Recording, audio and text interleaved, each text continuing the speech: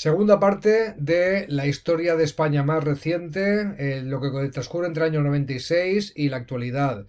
Vamos a ver cómo se suceden gobiernos del PP y el PSOE. El PP gana por primera vez las elecciones en 1996 con José María Aznar. Después le va a suceder el presidente del PSOE, Zapatero. Después volverá el PP con Mariano Rajoy hasta Pedro Sánchez. Veremos también cómo hemos pasado de lo que llamábamos bipartidismo, que solamente gobernarán prácticamente dos partidos políticos, que aunque siguen siendo los mayoritarios hoy en día, ya no tienen un porcentaje tan amplio del Parlamento como tenían entonces. Y entremos en un nuevo escenario político actual en España, en la cual, más que dos partidos, yo creo que yo lo haría de dos bloques políticos, de varios partidos. Vamos allá. Aquí la portada con los presidentes del gobierno que ha tenido España desde el año 96. Vamos a ver lo que ha sido la historia del país en estos años. En el 96, después de todo el desgaste que tiene el PSOE, aunque veníamos de mayorías absolutas muy amplias, por fin el PP le supera en unas elecciones generales. Eso sí, con mucho menos margen de lo que se esperaba. Solo 156 el PP, 141 del PSOE. Las encuestas y la situación política del país, la imagen tan desgastada que tenía el PSOE, hacían esperar una mayoría mucho más grande. Desde luego el PP y José María Aznar esperaban mayoría absoluta que no se da, así que Aznar va a tener que buscar los votos que le faltan para llegar a los 175. Al final hace la misma que hizo Felipe González en las últimas elecciones que ganó, pactar con los nacionalistas de derechas, con Convergencia y Unió de Jordi Pujol, Cataluña, y con el Partido Nacionalista Vasco. Estos dos partidos siguen siendo a día de hoy casi siempre, está cambiando según las elecciones, pero en este momento son partidos alfa en Cataluña y Euskadi, que se llaman. Son los partidos más votados, y no PP y PSOE, en sus comunidades autónomas, algo muy raro en el resto de España.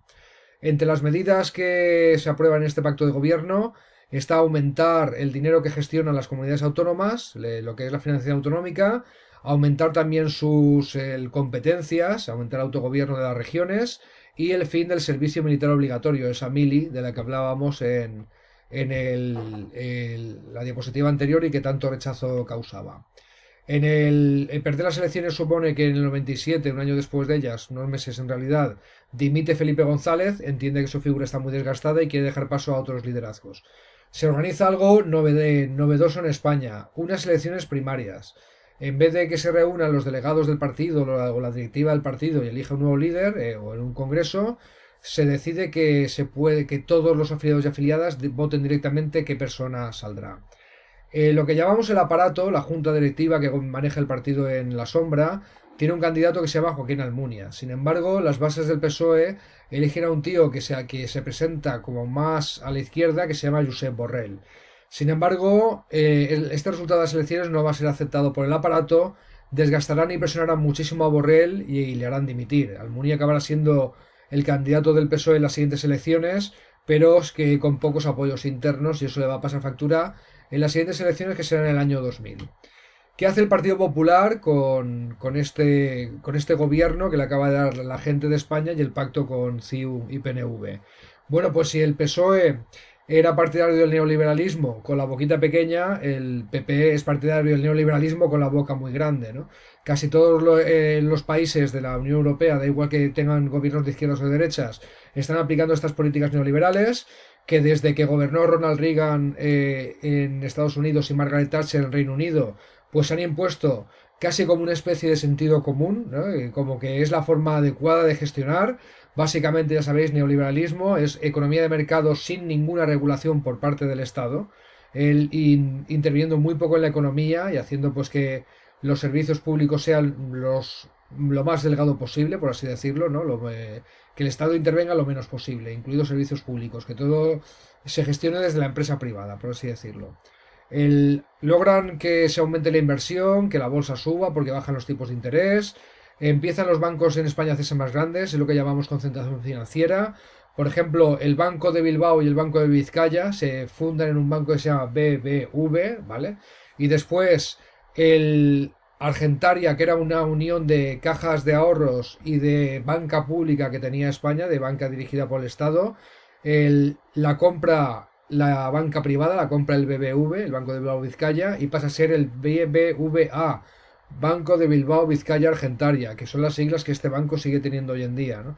Este fenómeno de que los bancos se fusionen y se hagan un banco cada vez más grande se aumenta durante estos años. Las empresas públicas que ya habían empezado a ser privatizadas por el PSOE, pues la compañía aérea Iberia, la compañía telefónica, la compañía de hidrocarburos Repsol, eran empresas públicas manejadas por el Estado. Su misión era dar un servicio y no el beneficio económico. Se quería presentar cuentas en positivos, pero cada vez empieza a entrar más inversión privada hasta que el Estado las vende. Lo presenta el PP como algo positivo porque el déficit del Estado baja. Hace encaja con el dinero de vender las empresas públicas y no tiene deudas la hacienda pública, puede dedicar ese dinero para otras cosas. En realidad también pues hay mucha ideología detrás. Se creía que una empresa gestionada por criterios privados y no públicos pues iba a dar mejor servicio, mejores resultados económicos, etcétera, ¿no? El resultado es que la economía mejora. Es verdad que se ha hundido lo que era el antiguo bloque de la Unión Soviética y la economía de mercado reina suprema y es un momento de expansión de la economía. Luego llegará una crisis económica en el 2000 y sobre todo una muy importante en el 2008 y pondrá las cosas en su sitio. Pero en este momento todos los países con economía de mercado están creciendo y España no es una excepción. Por supuesto, José María Aznar y el PSOE lo presentan, perdón, José María Aznar y el PP lo presentan como un éxito suyo, ¿no? Este éxito económico hace que baje el desempleo. Es verdad que hay más gente empleada, aunque en condiciones de sueldo, de trabajo mucho peores que antes, pero como veníamos de una época de 3 millones de parados que preocupaba mucho, pues se presenta también como un éxito. Resultado, la economía va bien, la gente está trabajando más que antes, el PP se dispara en las encuestas y la gente le pierde el miedo a eso de que gobierne la derecha y que se podía tener en la época posfranquista de los años 80, ¿no? El terrorismo de ETA sigue atizando, no hay manera de que la banda deje de matar para cumplir sus fines políticos, por muchos llamamientos que se hacen incluso desde el entorno nacionalista, independentista. Hay gente que sale de ETA y se presenta a las elecciones pues, con las mismas ideas de ETA. Yo quiero un país vasco independiente y socialista, pero esto se puede conseguir votando y convenciendo a la gente, no hace falta matar y presionar para esto.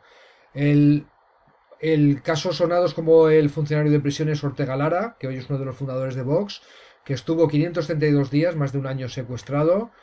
Continúa la Kale Borroka, que significa lucha callejera, ¿no? en euskera. Hay grupos juveniles de HB, la organización juvenil Jarray, por ejemplo, que causan destrozos en calles locales, quieren generar ese ambiente de caos en la calle, pues para que, digamos, el Estado se harte de ellos y les den sus reivindicaciones políticas. Entre los muchos asesinatos de ETA en esta época, destacan el del dirigente del PP de San Sebastián, Gregorio Ordóñez, Fernando Mújica, un dirigente del PSOE de Guipúzcoa, el expresidente del Tribunal Constitucional Francisco Tomás y Valiente, que es asesinado en el despacho de la Universidad de Madrid donde daba clase, y el más sonado, por así decirlo, la persona más desconocida de las que os he nombrado en esta lista es Miguel Ángel Blanco, un concejal de un pequeño pueblo de Vizcaya, de Ermua, que en el 97 es secuestrado por ETA y a todo este hartazgo que hay con el terrorismo de ETA, con los asesinatos, con este miedo en el que vive la sociedad vasca y también la sociedad española, pues se une que con el asesinato de Miguel Ángel Blanco ya se pasan de rosca, de crueldad, ¿no? Lo que hacen es secuestrar a este concejal del PP y decir, como en 3 días no acerquéis los presos de Euskadi que están dispersados por varias cárceles de España, mataremos a Miguel Ángel Blanco. Sabían que era una medida popular entre el pueblo, pero esto de o me haces caso o en 3 días voy a matar a este tipo, eh, suena especialmente cruel. La gente hace manifestaciones masivas, que salen con las manos blancas como significando que su rechazo a la violencia. Está mucho tiempo en la calle exigiendo a la ETA que no mate. Se pierde el miedo al que los pistoleros te puedan matar por hablar mal de ellos en la calle y se les contesta abiertamente en la calle. ETA cumple su amenaza, da lugar al movimiento pacifista que se conoce como Espíritu de Hermua y el PP redobla los esfuerzos policiales y del ejército para desarticular a ETA. El, También intenta ahogar a lo que llama el entorno de ETA, ¿no? Pues los diarios que apoyan las ideas de ETA, busca resquicios legales para estrangular también al partido político, a Herri Batasuna, que era considerado el brazo político de ETA, cambia el penal para introducir el delito de asociación con banda armada, no solamente de pertenencia a banda armada, etcétera, y el pacto de la declaración de Estella, básicamente un pacto que impulsa el Partido Nacionalista Vasco, el partido más votado en la comunidad autónoma vasca, para intentar acabar con la violencia mediante el diálogo. Los sindicatos, los partidos políticos nacionalistas e Izquierda Unida lo firman, no así el PP y el PSOE, que no quieren redoblar esta vía diplomática de diálogo con ETA para buscar vías de acabar con la violencia, sino que quieren ir por la vía policial. El PSOE era parte del gobierno de Euskadi, con presidente del gobierno de Euskadi PNV, y se sale del gobierno por el pacto de Estella, ¿no? ETA, después de firmar este pacto, anuncia una tregua que va a durar 14 meses. Durante 14 meses no se estalla, no se mata, ¿no? El fin de la tregua, cuando acaba, pues ETA va a continuar asesinando. Hasta 2003 va a matar a 44 personas más. Hasta el año 2003 va a seguir matando a gente como Fernando Buesa, como Ernest Lluch, que eran del PSOE, a varios concejales del PP, del PSOE, a miembros de cuerpos y fuerzas de seguridad del Estado, del Ejército, de la Guardia Civil, etcétera, etcétera. Y el terrorismo seguirá siendo un problema en España hasta que desaparezca la banda terrorista ETA. El Aznar quiere gobernar en plan presidente de los Estados Unidos, tenía mucha admiración por los gobiernos de los Estados Unidos y anuncia que va a cumplir los ciclos de 4 años, no va a adelantar elecciones como hizo Felipe González, y que solo se va a presentar a 2 mandatos. Se presenta en el año 2000 y ahora sí, Aznar obtiene mayoría absoluta, 183 diputados, el PSOE muy lejos con 125. Esto hace que Almunia, el candidato del PSOE, dimita. Se va a hacer un nuevo congreso en el que va a salir por sorpresa pues un joven diputado de Castilla y León que se llama José Luis Rodríguez Zapatero. Izquierda Unida también sufre un desgaste, baja en votos, porque Julio Anguita, su popular líder, había tenido que abandonar la política en activo por problemas de salud. Le va a sustituir Francisco Frutos, que era el secretario general del Partido Comunista en ese momento, pero como se pega un batacazo electoral también importante, incluso anunciando que iban a hacer un gobierno conjunto con el PSOE si sumaran los diputados de los dos más de 175, pues como esa opción no genera ilusión ni votos, Izquierda Unida pasa de 15 a 8 y dimite Frutos. Le va a sustituir Gaspar Llamazares.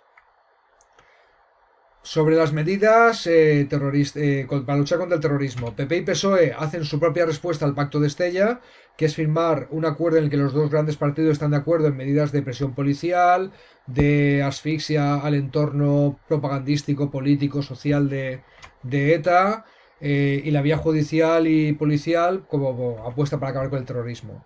En economía sigue el ciclo expansionista de la economía mundial y en España se traduce en la llamada burbuja inmobiliaria.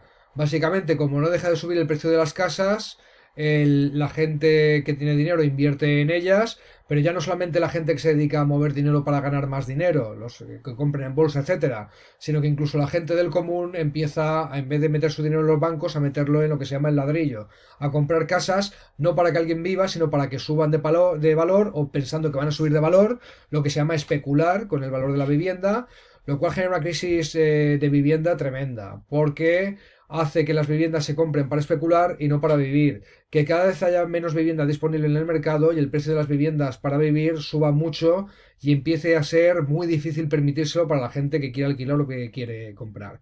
Es una situación parecida a la que estamos viviendo ahora realmente. El PP empieza a desgastarse. A pesar de su victoria electoral del 2000, en principio nada augura que en 2004 pueda perder su mayoría hasta que empiezan a haber medidas que le desgastan, ¿no? Aprueba una reforma laboral que facilita el despido, ¿vale? Una idea neoliberal de que si es más fácil despedir, el empresario tendrá menos reparos para contratar y que eso generará que se aumente el empleo. En realidad lo que aumenta es la precariedad, porque está con muchos menos derechos y muchas menos protección la persona que trabaja. Los sindicatos le van a montar una huelga general en 2002 que no se recordaba desde los tiempos de Felipe González.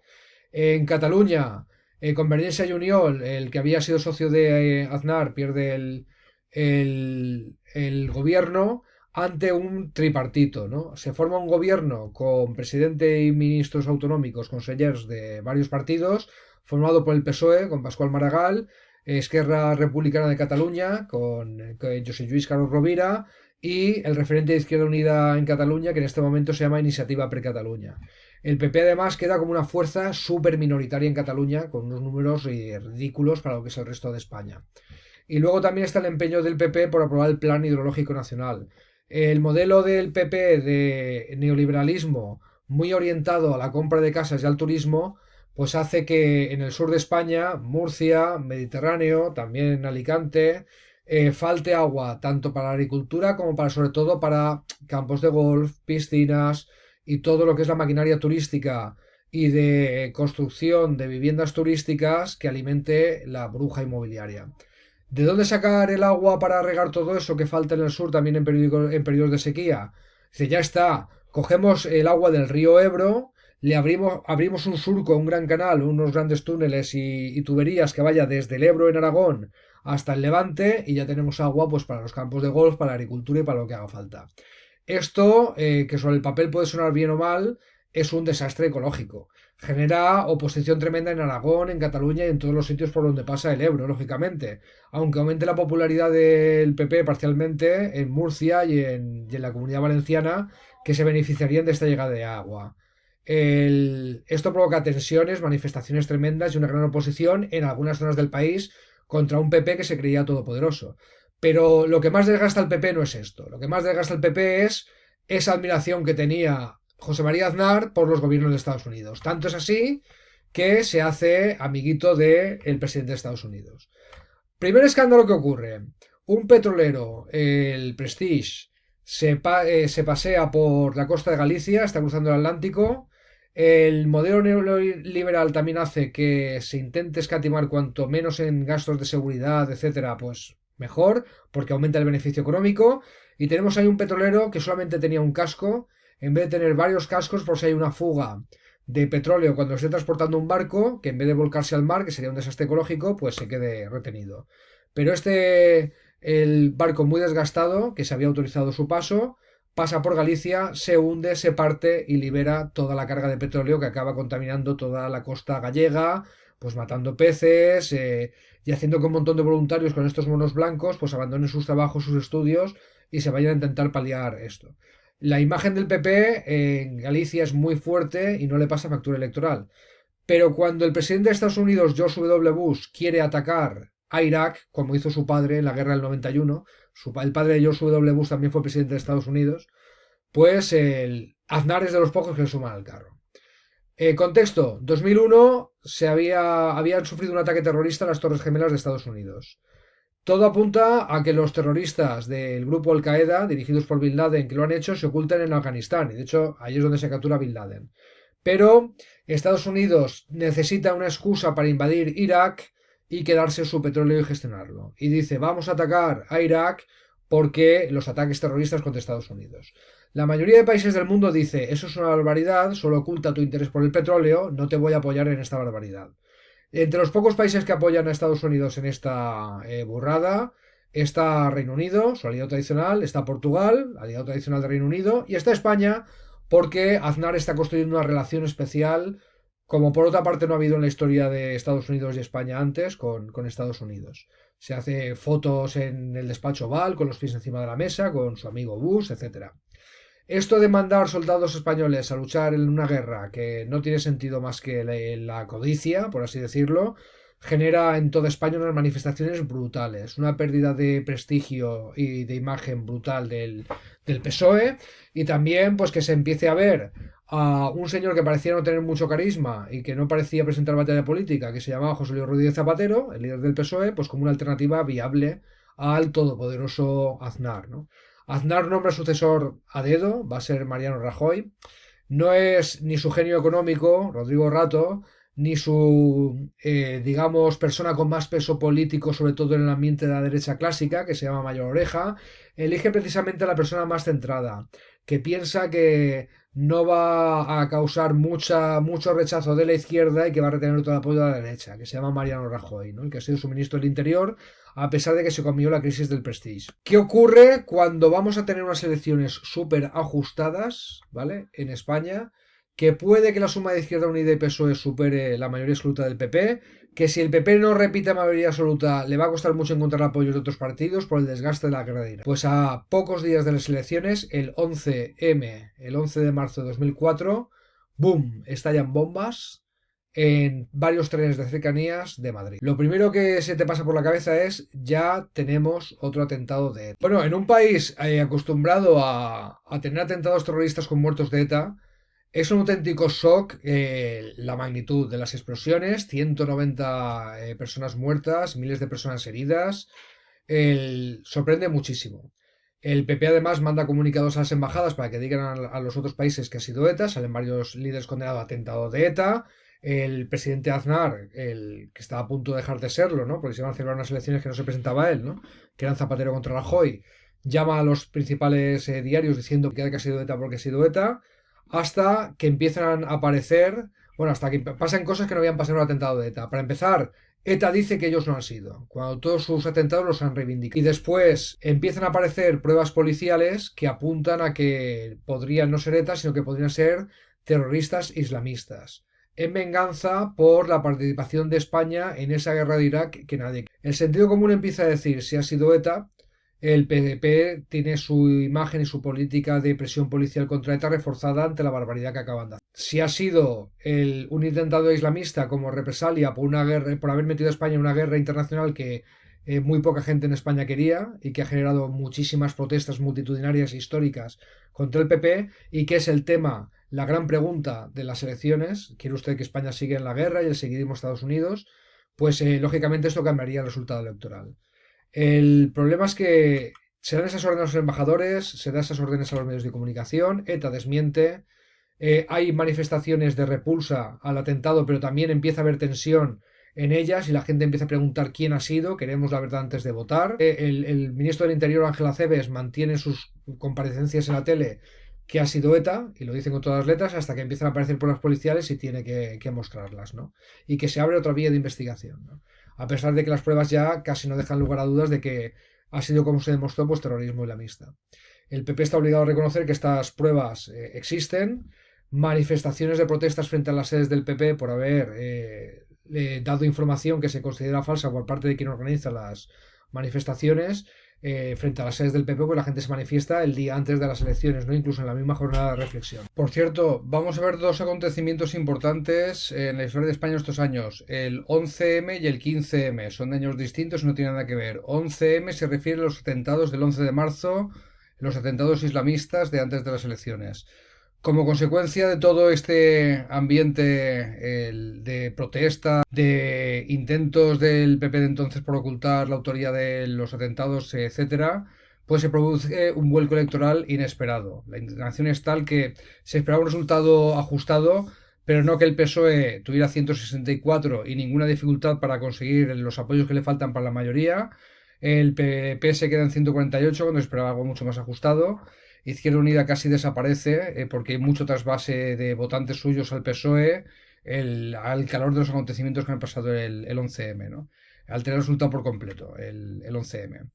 El PP había elegido a este Mariano Rajoy como sucesor, que se convierte en líder de la oposición, aunque retira la mayoría del Senado. Izquierda Unida pues casi desaparece. ¿Qué hace Zapatero con estas medidas? Bueno, pues aunque sigue con una política económica neoliberal, enfatiza mucho más que incluso el PSOE anterior las políticas de calado social. Porque la primera decisión que toma como presidente, nada más tomar posesión, es retirar las tropas españolas de Irak, puesto que es consciente del momento, que el momento político y que el rechazo mayoritario a intervenir en la guerra de Irak es lo que le ha llevado a él a la Moncloa. Sube el salario mínimo interprofesional de 600 a 642 euros, que es poco, pero en la época pues, le convierte en una medida popular. Ten en cuenta que hoy en día ha habido subidas de los últimos gobiernos de izquierda que lo han situado en unos 1.300. En materia de igualdad, es la primera vez que el gobierno tiene el mismo número de ministros hombres y ministras mujeres. Se hace la primera ley contra la violencia de género, se reforma la ley de divorcio para agilizar los trámites y favorecer la custodia compartida, y España se convierte en el tercer país del mundo en el que es legal el matrimonio entre personas del mismo sexo, la ley de matrimonio igualitario de 2005. El PP impulsado pues por la derecha clásica e incluso la Iglesia Católica, pues presenta un recurso de inconstitucionalidad ante el Tribunal Constitucional, que no se resolverá hasta el año 2012. Todos los matrimonios que hay entre 2005 y 2012 se quedan un poco en el aire hasta que se resuelva este recurso que después es rechazado finalmente. Tensiones que hay en estos años: el clima político se hace pues, bastante más tenso que los anteriores, porque de alguna forma el partido que ha pasado a la oposición no acepta, ¿no? O sea, intenta incluso alimentar conspiraciones en torno a lo que pasó en el 11M.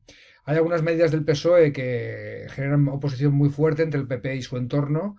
La ley de memoria histórica, pues para empezar a hacer investigaciones, por ejemplo, con huesos de fosas comunes y que los familiares de represaliados del franquismo recuperen los restos de sus familias. Suprime el Plan Ideológico Nacional del PP y lo sustituye por una política de sacar agua con desalinizadoras en las zonas que lo necesitan. Empieza una campaña de diálogo con ETA que apoya a todo el Congreso menos el Partido Popular, que se cambia en eso la estrategia meramente policial con la de diplomacia.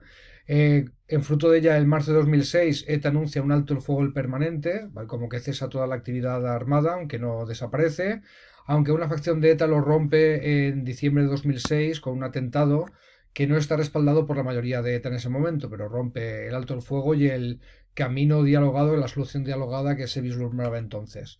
Va a ser un ministro de Zapatero, Rubalcaba, el que acabe con ETA definitivamente, gracias a sus acciones diplomáticas unos años después. La Constitución Europea también genera tensión. Se propone una Constitución para Europa que finalmente no entra en vigor y que no existe ahora mismo, en la cual se consagraba que toda la política económica europea no tenía que ser la que se votara en cada momento, tenía que ser el neoliberalismo. PP y PSOE están de acuerdo en pedir el voto a favor hacia un referéndum que se convoca en España para ver si la postura de España es a favor o en contra. La izquierda se queda, a la izquierda del PSOE se queda sola prácticamente defendiéndola. Lo que pasa que al final un país importante de la Unión Europea, que es Francia, vota no, porque la somete a referéndum y sale que no, y como esta Constitución Europea tenía que aprobarse por unanimidad, pues no llega a entrar en vigor. Es curioso que en Alicante tenemos todavía una plaza dedicada, una rotonda en la Plaza de San Juan dedicada a la Constitución Europea, que es una constitución que no llegó a existir. El, el tema autonómico es un problema para el gobierno de Zapatero en esta época, puesto que hay, sobre todo Euskadi y Cataluña, están demandando más autonomía, más autogobierno, más competencia en su estatuto de autonomía. El Lehendakari del País Vasco, que es este señor que se parece al señor Spock de Star Trek, Ibarreche, propone un plan para aumentar las competencias, se reconoce el derecho de autodeterminación del pueblo vasco, se aprueba en el Parlamento vasco, pero se rechaza en el Congreso de los Diputados. Y ya sabemos que uno de los pasos importantes para aprobar o reformar un estatuto de autonomía es que se apruebe en el territorio, pero que lo ratifiquen las Cortes españolas. También hay un nuevo estatuto en Cataluña. Se ha retirado Jordi Pujol, un presidente de CiU muy popular. Ha ganado un tripartito de 3 partidos de izquierdas: PSOE, Esquerra Republicana de Cataluña y el referente de Izquierda Unida allí, Iniciativa per Catalunya. Hacen en junio de 2006 un nuevo estatuto de autonomía. Cuando llega a las Cortes no lo rechazan sin más, pero sí que le meten varios recortes al aumento de competencias que se quería. El, y el PP lo llega a llevar también al Tribunal Constitucional, lo cual genera mucha tensión con el mundo nacionalista catalán.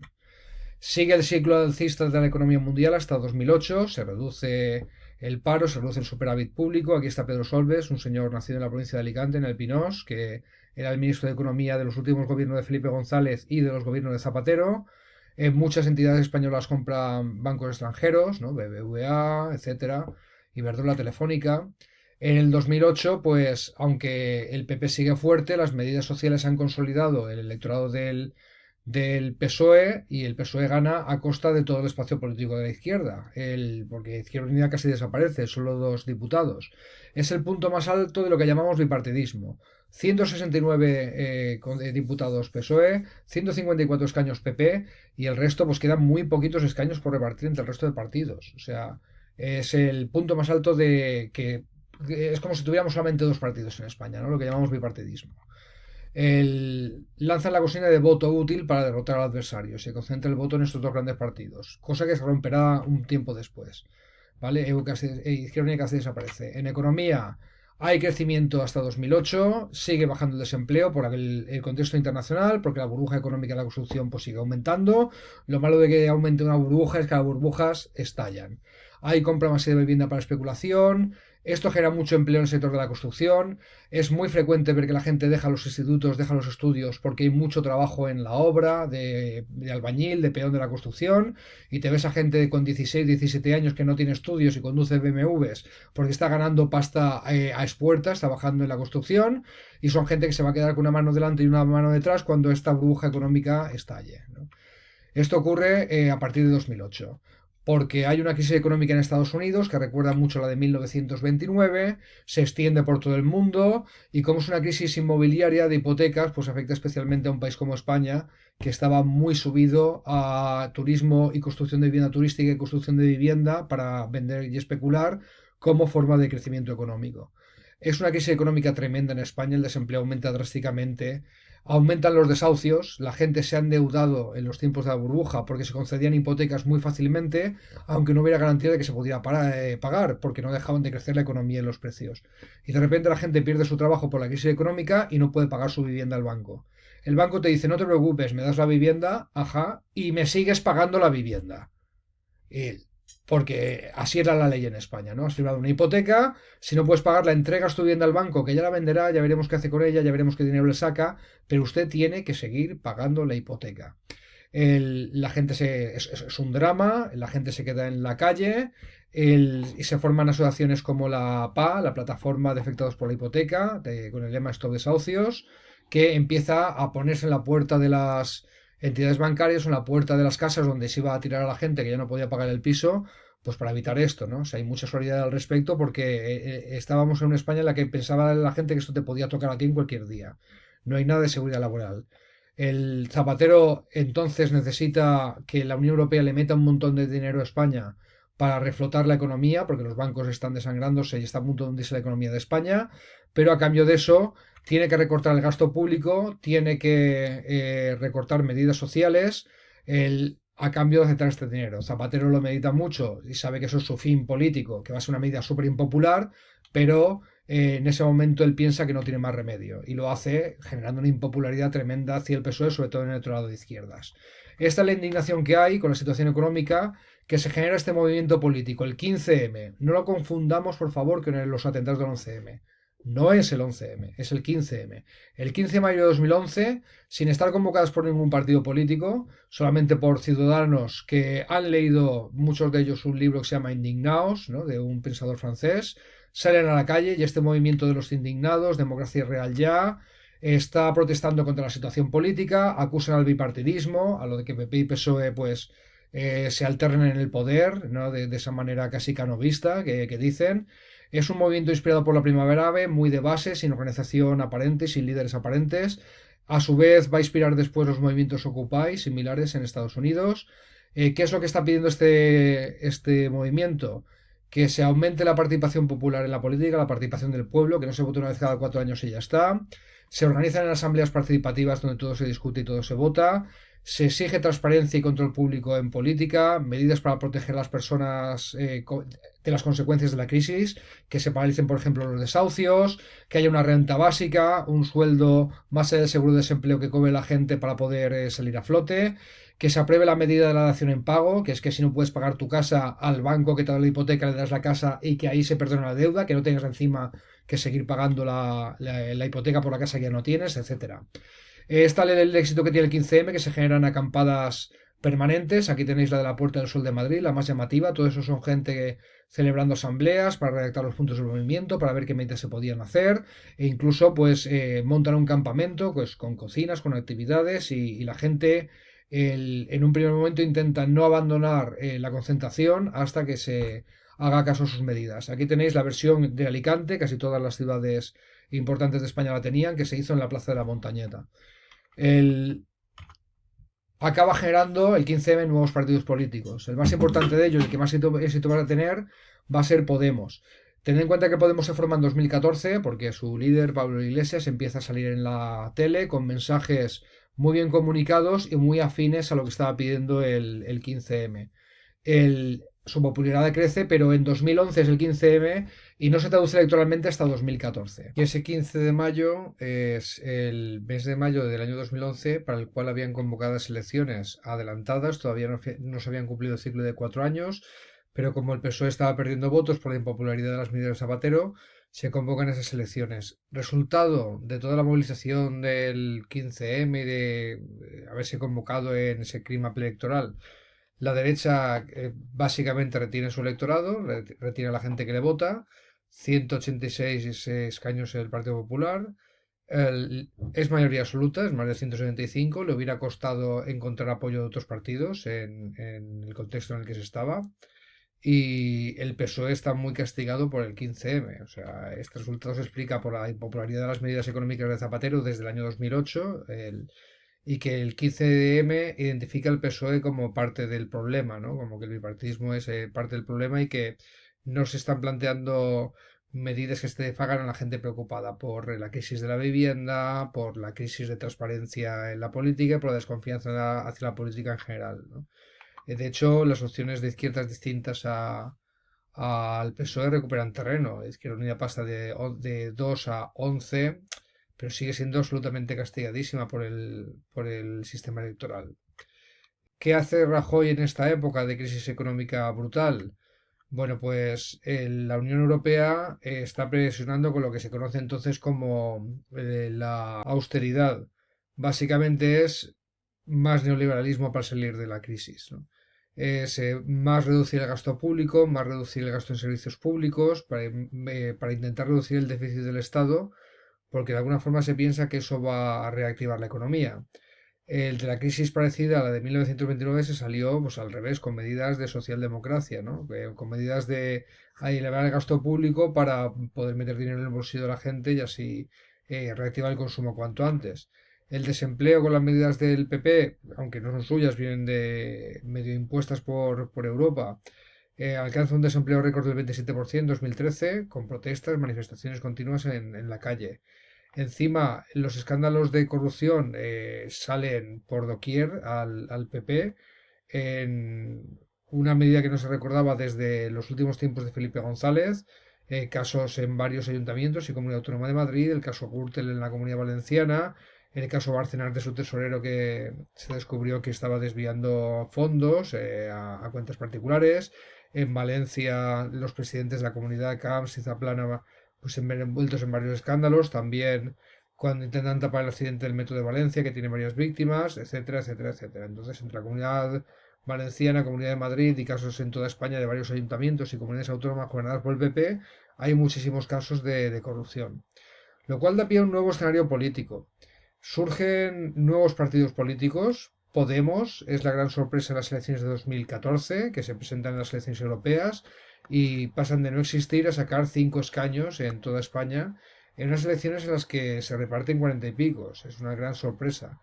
Era una extensión de Izquierda Unida que pronto desborda el espacio político de alcance de Izquierda Unida, se hace muy popular, da un mensaje que conecta mucho con la gente y alejado de los dogmas de este espacio político, ¿no?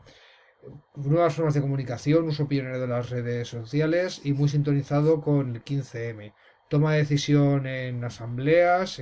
La gente que le gusta el 15M, desde luego le gusta la propuesta de Podemos.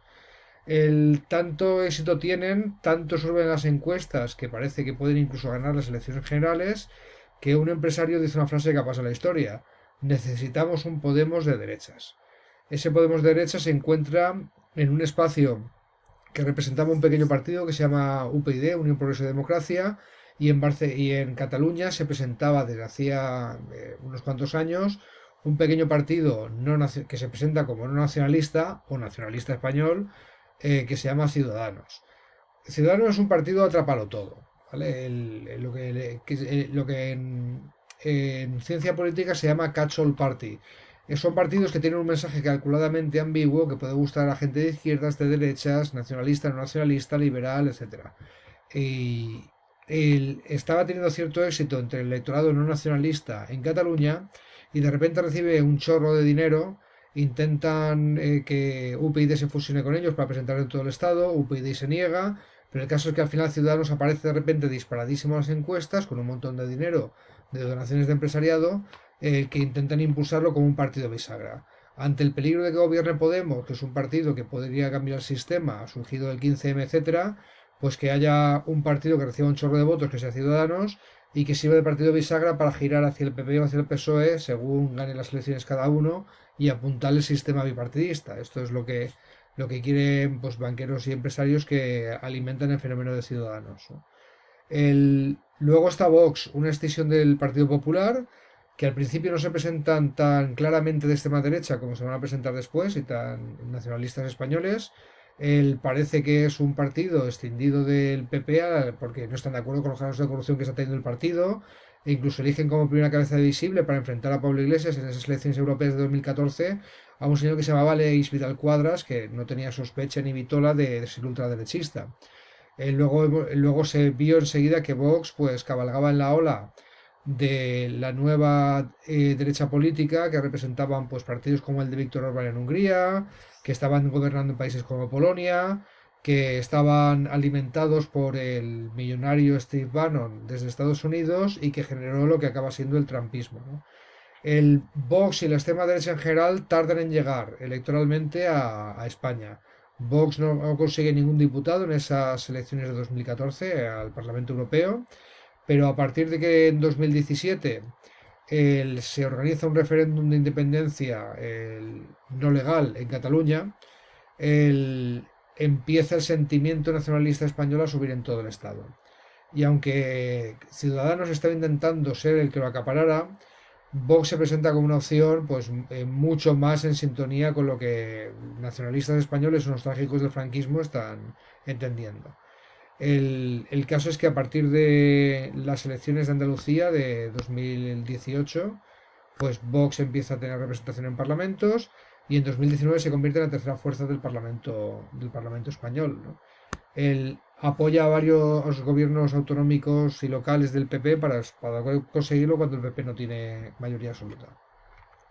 Lo cual va a generar, en este nuevo escenario político, con el 15M, con el auge de Podemos, cuando Podemos obtiene esos 5 diputados, al poco después, el rey Juan Carlos I abdica.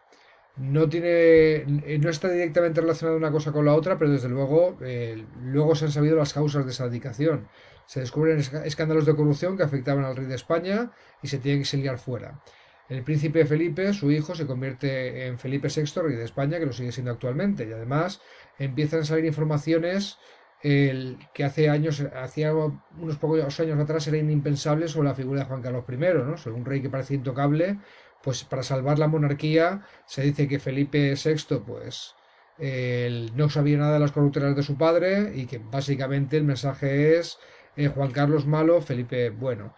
Esto en los tiempos de la transición, en las que la figura de Juan Carlos I encarnaba la transición en gran medida, casi como la de Adolfo Suárez, pues era impensable, ¿no? Pero esto ocurre en 2014. En el PSOE hay un cambio de liderazgo, es elegido Pedro Sánchez como secretario general y candidato a presidente. En principio es elegido por el aparato del partido, las élites, estas que controlan más allá de las bases, que serían los votantes y afiliados, que son los que eligen en primarias cuando hay primarias. A Pedro Sánchez de los varones del partido le prohíben pactar en las elecciones de 2016 con Podemos. A Pedro Sánchez le parece una opción hipócrita porque varios de esas personas importantes del partido están gobernando en sus comunidades autónomas gracias al apoyo de Podemos, ¿no? Y en una operación bastante oscura, el aparato, pues todos los grandes líderes del PSOE territoriales se conjuran para echar a Pedro Sánchez y le echan, ¿no? El Pedro Sánchez decide entonces presentarse a las primarias sin ningún apoyo de ningún expresidente del PSOE, de ningún líder territorial, solamente apoyado por las bases, y gana por sorpresa. Es algo que históricamente sucede cuando el PSOE no elige en un congreso o elige líderes a puerta cerrada, sino que cuando se abre a primarias suele haber sorpresas si no gana el candidato del aparato del partido. La reflexión sería que las bases del PSOE, los afiliados y afiliadas pues, del común, parece que están dispuestos a votar opciones mucho más izquierdistas o progresistas que las élites de su partido. En 2018, Pedro Sánchez va a liderar una moción de censura contra Mariano Rajoy, ahora veremos que está en minoría, se convertirá en presidente de España con apoyo de Podemos. En las elecciones de diciembre de 2015, ¿vale? Son las primeras que el bipartidismo definitivamente se rompe. Mirad que tiene 123 PP, 90 PSOE, pero 40 Ciudadanos y Podemos no tiene 42, como decía el gráfico, porque por ejemplo en la Comunidad Valenciana se presentan como es el Moment, en Cataluña se presentan como un Podem, o sea, roza casi el sorpaso, el superar al PSOE, ¿no? En las elecciones municipales y autonómicas de mayo de 2015, varias coaliciones municipalistas afines a Podemos han ganado ayuntamientos importantes: Barcelona, Valencia, Zaragoza, el, el Cádiz, la misma Comunidad Valenciana están gobernadas por opciones. El Barcelona por Ada Colau de En Comú Podem, Valencia por Joan Ribó de Compromís, que era un partido que existía antes, Zaragoza por Zaragoza en Común, Madrid por Manuela Carmena, ¿no? Y en Alicante gobierna un tripartito formado por PSOE, Compromís y el referente de Izquierda Unida, Podemos, etcétera, que se llama Guanyar Alacant. Estas elecciones acaban en diciembre de 2015 sin acuerdo para investir presidente. Hay un pacto de PSOE con Ciudadanos en un momento dado que no suma lo necesario para ser elegido y que espera sumar otras fuerzas políticas, pero no lo consigue. Como consecuencia, pues el rey tiene que proponer un candidato, primero Mariano Rajoy, no logra la mayoría de las Cortes, el rey propone otro candidato, que tampoco logra la mayoría de las Cortes, entonces lo siguiente es, lo que dice la Constitución, es volver a convocar elecciones. Rajoy se queda de presidente de gobierno provisional hasta que se elija el siguiente. Estas nuevas elecciones se convocan en junio de 2016. Son aquellas en las que Podemos, sumando todo, tiene 71 diputados por 85 del PSOE y casi lo hace. Hay que tener en cuenta que Izquierda Unida no se presenta con Podemos, que Podemos rechaza esta opción en este momento.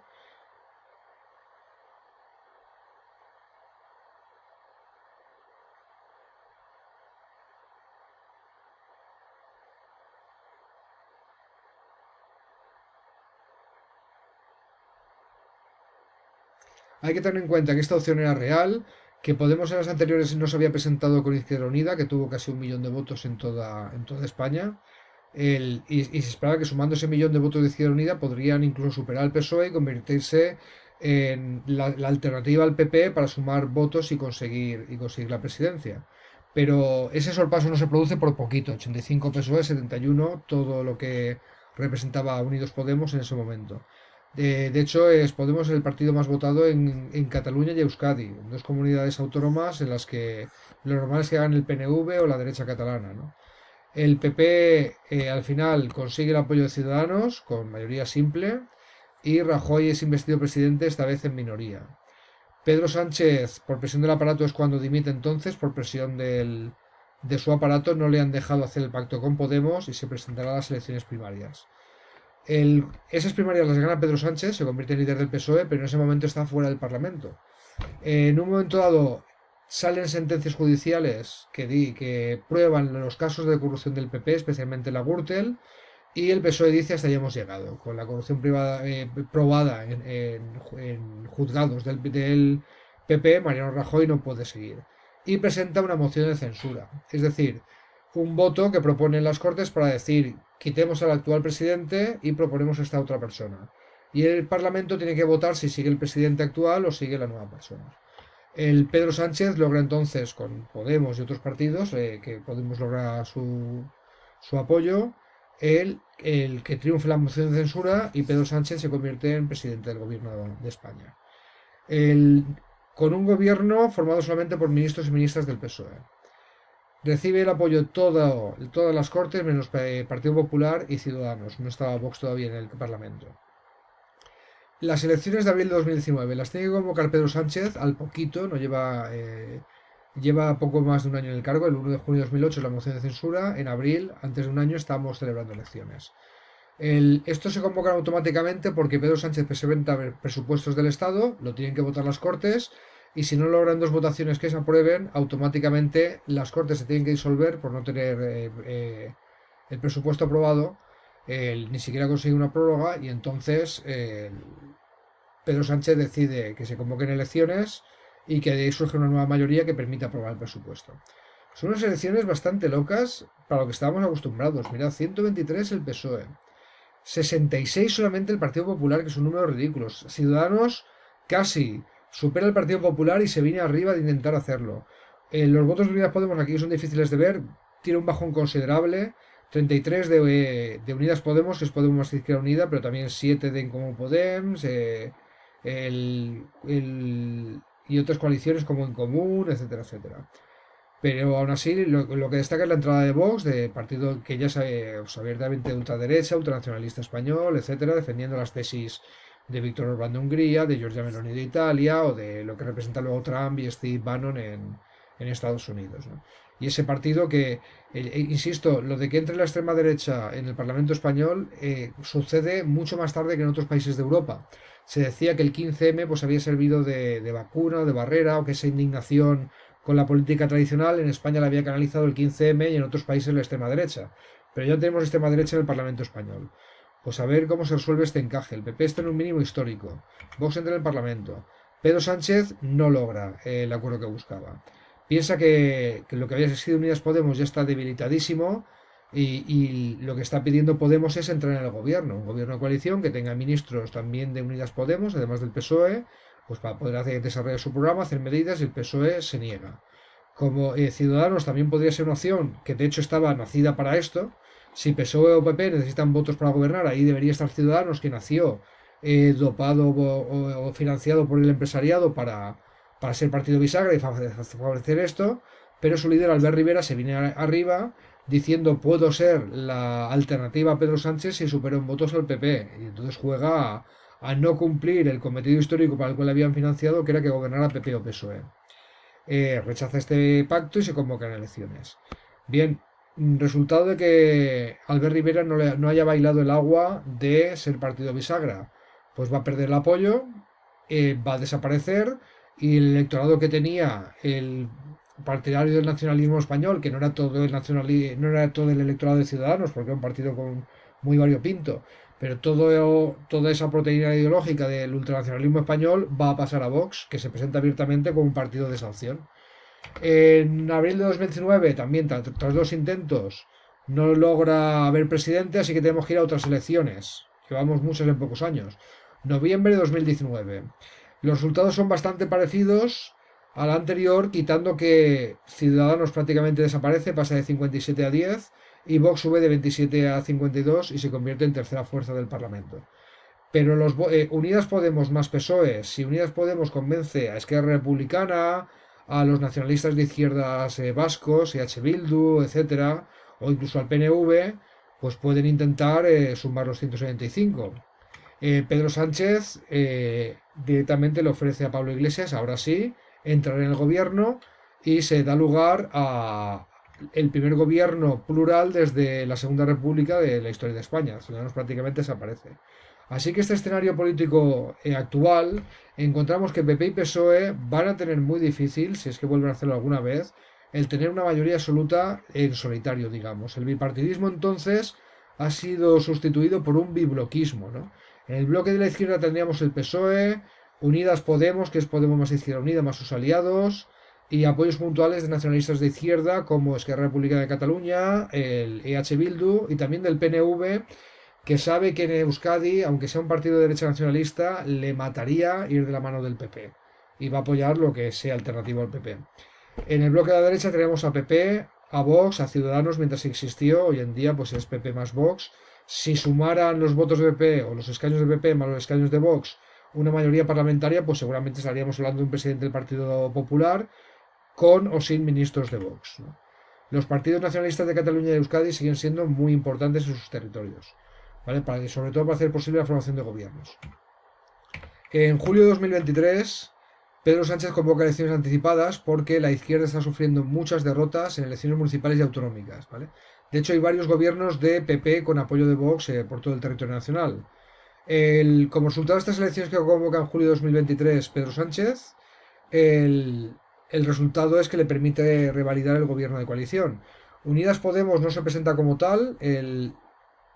Pablo Iglesias, que era el líder de este espacio político, ha dimitido por presiones personales y políticas varias y ha propuesto como sucesora a la que era ministra de Trabajo del gobierno anterior, propuesta por él, Yolanda Díaz, que ha conseguido mucha popularidad por subir el salario mínimo y por varias medidas de calado social, ¿no?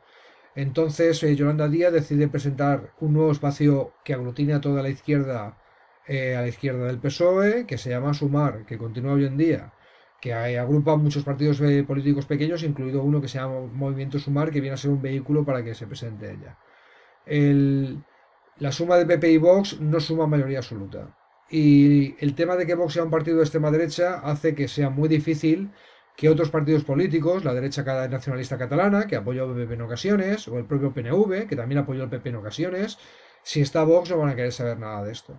Entonces, la otra alternativa es que ante la amenaza para los partidos que no son de ultraderecha de que Vox tenga influencia en el gobierno, pues eso facilita que Sumar, PSOE cojan los apoyos de otros partidos del Parlamento para llegar a un bloque de investidura de 176. Y este es el escenario político actual en el que está España y la historia continúa. Y aquí os toca a vosotros y a vosotras, de alguna manera, continuarla. El, esta es la historia de España hasta ahora y tenéis la palabra. Ahora vais a poder participar en elecciones, vais a poder configurar cómo va a ser vuestro país, vais a poder tener una voz en esto.